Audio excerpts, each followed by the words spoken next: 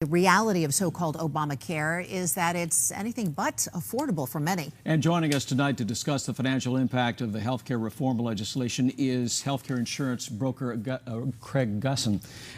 Craig, Steve's story pretty much hit the nail on the head just a minute ago. I mean, a family of 5 now projected to be paying $20,000 under Obamacare. Last year, it was, what, $15,000?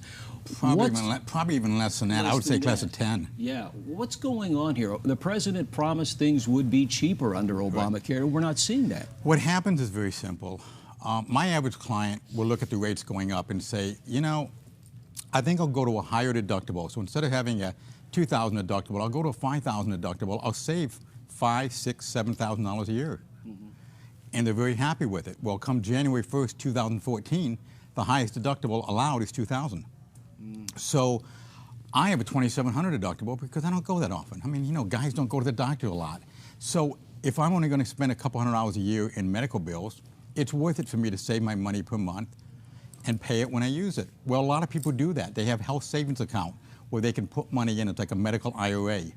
And that money grows and grows and grows. And when you don't use it, because it rolls over every year, well, you're not going to be able to do things like that because your maximum out of pocket, your deductible now only goes to $2,000. So if you have a $5,000 deductible going down to $2,000, your rates have to double. So the deductible is the big problem in all this, huh? Yeah. On top of that, 5 years ago, we didn't have free preventative medicine.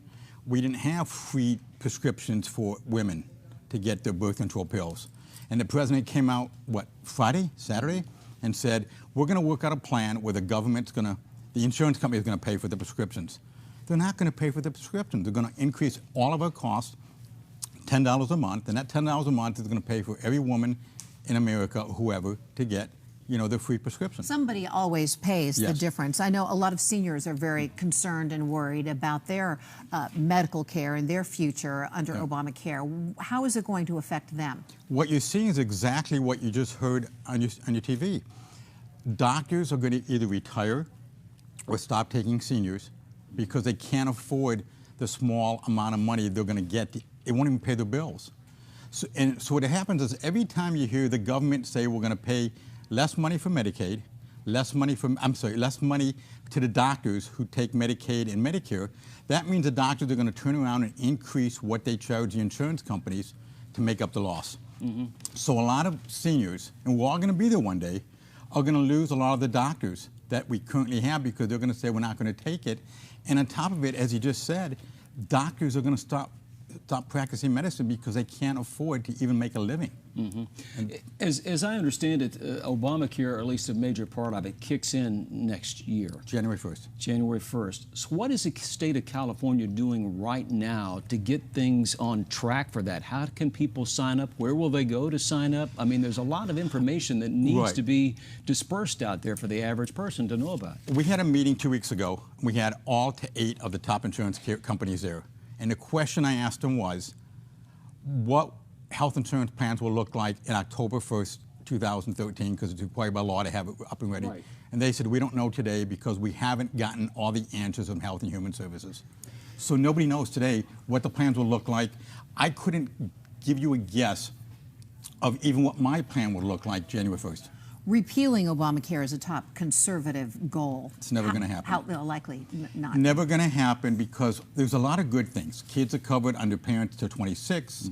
They have, you know, it guarantees you health insurance for everybody. There's a lot of good things in it. Having free health insurance for everybody makes my life a lot easier. I don't have to come up to Sandra and say, hey, Sandra, Rudy, sorry, but I can't cover your whole family.